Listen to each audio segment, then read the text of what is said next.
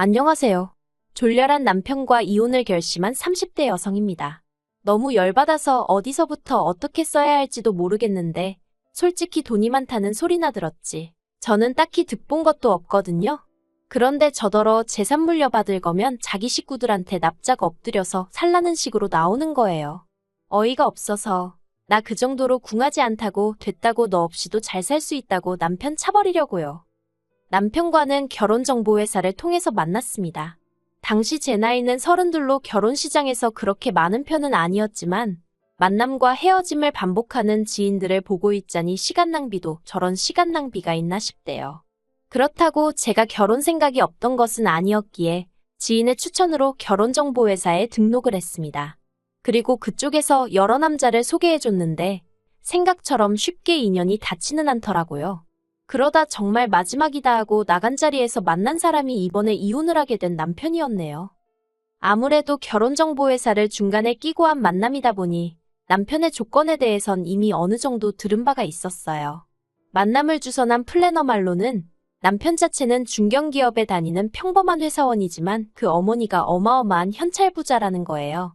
그런데 그에 비하면 저희 친정은 평범한 수준이었습니다. 부모님 두 분의 노후 준비가 되어 있으셨고 저 하나 시집 보낼 정도의 경제적 여유는 있으셨지만 현찰로 10억이니 20억이니 쌓아놓고 사는 건 아니었거든요. 그래서 처음엔 좀 부담스럽기도 했고 괜히 주눅이 들어서 나가도 되나 싶었는데 플래너가 제 사진을 남자 쪽에 보여줬더니 너무 만나고 싶어 하더랍니다. 자기가 이미 제 조건도 다 얘기해뒀다면서요. 그래서 그래 한 번 만난다고 무조건 결혼해야 하는 것도 아닌데 만나기나 해보자 하고 나가게 되었죠. 그런데 약속 장소에 나온 남편은 제 예상과는 많이 달랐습니다. 명품을 입고 나온 것도 아니었고 근사한 외제차를 끌고 나온 것도 아니었어요. 그냥 전반적으로 평범하고 소탈해 보였달까요? 그리고 저는 어리석게도 진짜 부자들은 겉으로 티를 안 낸다더니 정말 그렇구나 하고 생각을 했어요. 에휴, 이렇게 적다 보니 제가 정말 제 발등을 찍었네요. 사귄 지 6개월 만에 남편이 먼저 결혼하자며 프로포즈를 해왔습니다. 그리고 사실 데이트를 하는 동안에는 남편이 정말 부자인가 싶을 정도로 씀씀이가 크지 않았거든요. 데이트 비용도 6대 4 정도로 부담했을 정도니까요. 그런데 결혼 이야기가 오가자 시댁에서 먼저 경기도에 집을 해주겠다는 거예요. 뜻밖의 제안에 놀랐지만 솔직히 싫지는 않았습니다. 그런데 친정아버지께서 대번에 그건 아닌 것 같다며 집값이 얼마건 간에 우리도 반은 보태겠다고 전화하시대요. 덧붙이시기를 여자도 어느 정도는 해가야 제 목소리를 내고 살 수 있다면서요. 그런데 시댁에서는 집값에 보탤 돈이 있으면 차라리 예단을 해오라며 현찰 1억을 요구했습니다. 그리고 거기서 저나 저희 친정부모님이나 1차로 마음이 상했죠. 솔직히 저도 결혼을 앞두고 이런 생각을 했다는 게 남사스럽긴 한데 예단이란 건 이혼이라도 하게 되면 제가 돌려받을 수 있는 게 아니잖아요. 하지만 아파트에 제 돈을 넣어두면 제 지분이 어느 정도 생기는 거니까 만일에 상황이 벌어져도 제가 제 권리를 주장할 수 있고요. 그래서 남편에게 예단으로 1억은 못 해가지만 어머님 가방 정도는 해드리겠다 했어요. 그랬더니 이제 시댁 쪽에서 난리가 난 거예요.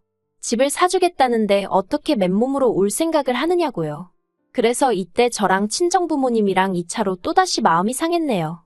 오죽하면 남편한테 제가 이건 아닌 것 같다고 결혼이고 뭐고 없던 걸로 하자고 했으니까요.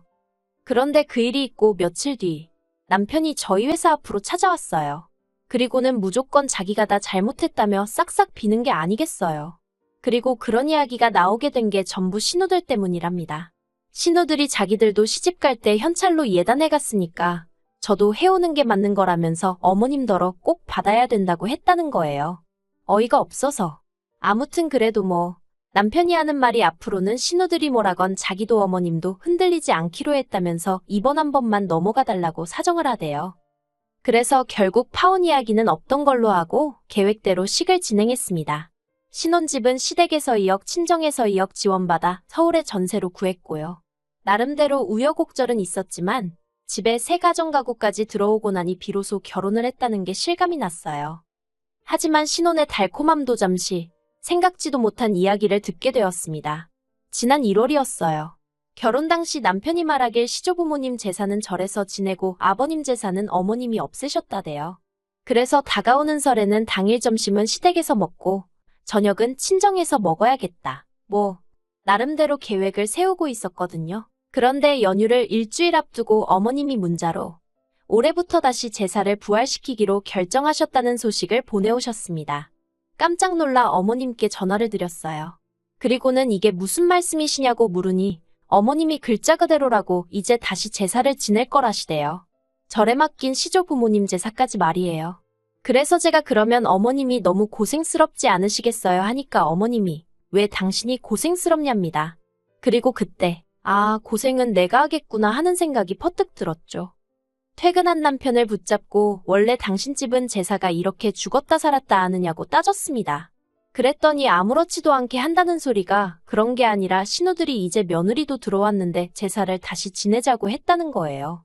그리고 순간 결혼 전 예단의 악몽이 떠오르면서 이 신우들을 진짜 어떡하면 좋지 싶대요. 하지만 이때만 하더라도 그래도 이내 제 나름대로 좋게 생각해 보려고 했어요.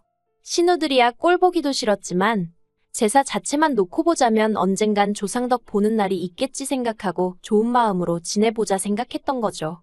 그런데 그런 마음가짐이 무색하게도 어처구니 없는 일을 겪었습니다. 어머님이 제사 준비를 해야 하니까 저더러 하루 일찍 내려오라고 연락을 해오셨어요. 그래서 전날까지 야근하고 너무 피곤했지만 이튿날 이른 아침 바로 어머님 댁으로 향했죠. 그런데 어머님 댁에는 황당하리만치 아무것도 준비되어 있는 게 없었습니다. 하다못해 저는 어머님이 장은 봐놓으셨겠지 했는데 오히려 어머님이 저한테 빈손으로 몸뚱이만 덜렁덜렁 왔냐 하시는 거예요. 갑자기 생각지도 못한 제사 준비도 짜증이었는데 도착하기가 무섭게 싫은 소리를 들으니 저도 사람인데 기분이 좋을 리 있었겠어요? 그래서 남편한테 장이나 보고 오자 했습니다.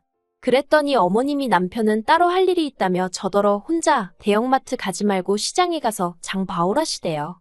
내가 무슨 하녀도 아니고 여러 가지로 울분이 터지더라니까요. 그런데 저를 더 열받게 한 건 힘들게 시장을 보고 집에 돌아오니 따로 할 일이 있다던 남편이 보란듯이 거실 소파에 누워서 자고 있던 거예요. 그 꼴을 보고 순간 욱해서 남편을 깨우려니까 어머님이 운전하고 오느라 얼마나 힘들었겠냐며 저더러 깨우지 말랍니다. 그리고는 저더러 저는 당신과 따로 할 일이 있다며 따라오라더니 부엌으로 향하시대요.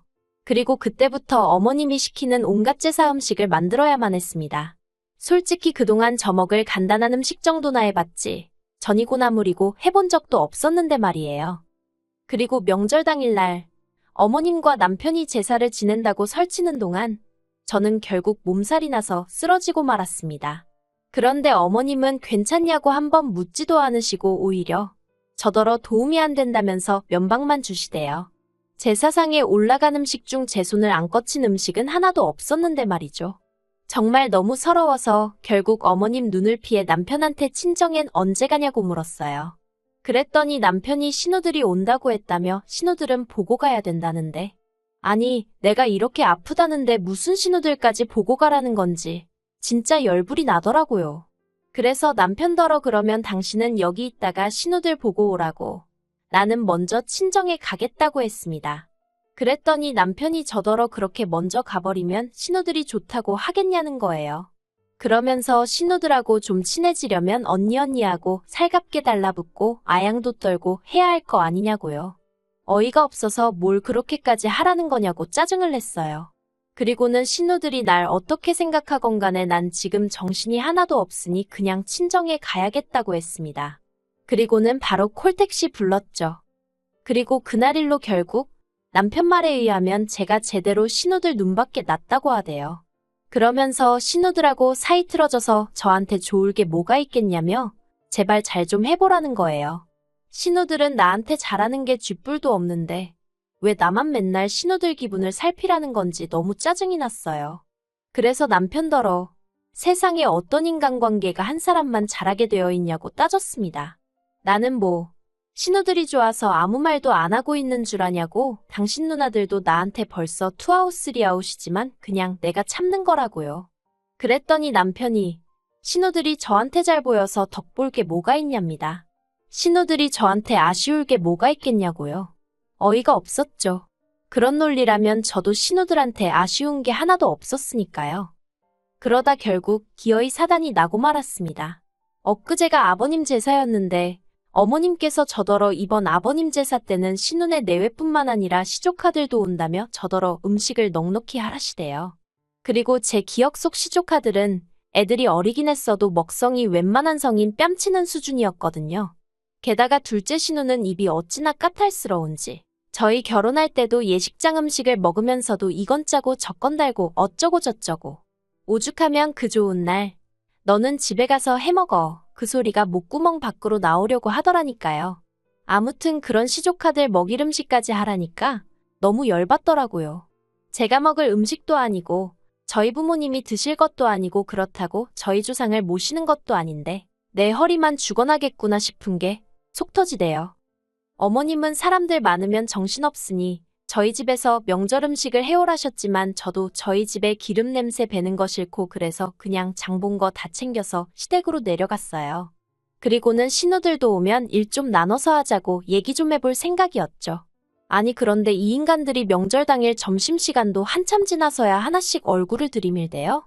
그리고 이로 인해 저도 친정에 가는 시간이 하염없이 늦어졌습니다. 원래는 점심때 온다고 해서 얼굴만 보고 얼른 친정에 갈 생각이었으니까요. 그런데 더 황당한 건 점심시간도 다 지나서 와서는 한다는 소리가 점심을 안 먹고 왔다는 거예요. 그러면서 신우들이고 어머님이고 할 것 없이 저더러 밥 좀 차려달라는데 아니 지 자식들 하나씩 옆구리에 딱 끼고 앉아서는 넋놓고 저만 보고 있는 게 어처구니가 없대요. 그래서 제가 갑자기 배가 아프다며 화장실에 숨어버렸어요. 그리고는 10분이고 15분이고 안 나가고 버텼죠. 그러다 한참 만에 나오니 그새 얼마나 먹었는지 설거지가 산더미만큼 쌓여 있었습니다. 그리고 어머님이 저를 보시더니 너는 밥도 안 차렸으니 설거지라도 하라는 거예요. 황당해서 밥도 안 먹은 사람이 왜 설거지를 하냐고 되물었어요. 신우들이 애들도 아닌데 먹은 사람이 치우는 건 상식 아니냐고요. 그랬더니 어머님도 할 말이 마땅히 없으셨는지 너 잘났다며 하기 싫으면 냅둬라 하고 소리를 지르셨는데 신우들이 저더러 너무 한다는 거예요.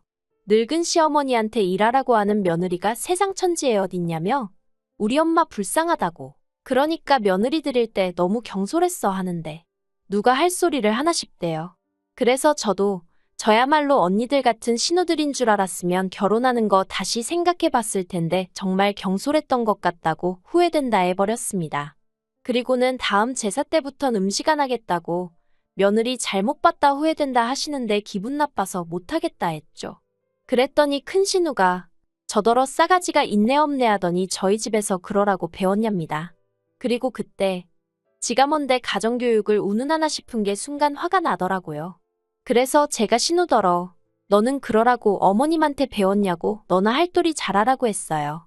그리고는 지 아버지 제삿날아서는 하는 일이라곤 밥 처먹고 사람 갈구는 거밖에 없냐 했더니 신우가 저더러 미친 엑스 아니냐며 욕을 하고는 저더러 당장 꺼지라나요. 그래서 가지 말래도 갈 거라고 저도 똑같이 소리 지르고 신우 신발 발로 걷어차고 나와버렸어요. 집으로 돌아오는 차 안에서 남편이 꼭 그렇게까지 했어야 하냐면서 이제 신우들하고 틀어졌으니 어쩌면 좋냐입니다. 그래서 제가 남편더러 아까 어머님이랑 신우들이 나한테 하는 거 못 봤냐니까 남편이 한다는 말이 원래 있는 집에 시집 오면 그 정도는 다 겪는 거라나요? 그리고 그 이야기를 들으니 저도 모르게 웃음이 났어요. 있는 집이란 소리에 결혼할 때 혹하지 않았다면 거짓말이지만 살면서 막말로 현찰부자고 뭐고 전혀 실감을 못했거든요. 허구한 날 땅이 얼마가 있는데 그게 얼마짜리네. 천년만년 돼 보이는 낡아빠진 옷으로 이게 그 당시에 얼마를 주고 산 옷이네. 그래서 제가 남편더러 당신이 정말 돈이 많은지 어쩐지 내가 알게 뭐냐고 해버렸어요. 막말로 내 마음대로 쓸 수 있는 돈이냐곤 돈 100만 원도 없는데 있는 집 며느리 같은 소리 한다고. 그리고 나도 시집 올 때 당신만큼 해왔다고 쏘아붙였죠. 그랬더니 남편이 말 그렇게 하지 말라면서 자꾸 그러면 나중에 재산 물려받을 때 저는 하나도 못 주게 할 거래요. 황당해서 어차피 어머님 재산이 당신한테 나가지 나한테 오는 줄 아냐고 협박할 걸 협박하라 했습니다. 그리고 나도 친정 부모님 재산 받으면 내 한 몸 건사하고 사는 데는 아무 지장 없으니 걱정 말라고요. 그리고 이튿날 날이 밝기가 무섭게 저는 제 짐 챙겨서 친정으로 향했습니다. 밤새 내내 생각해봤지만 벌써부터 돈 몇 푼 가지고 생색내는 인간하고는 도저히 못 살겠더라고요.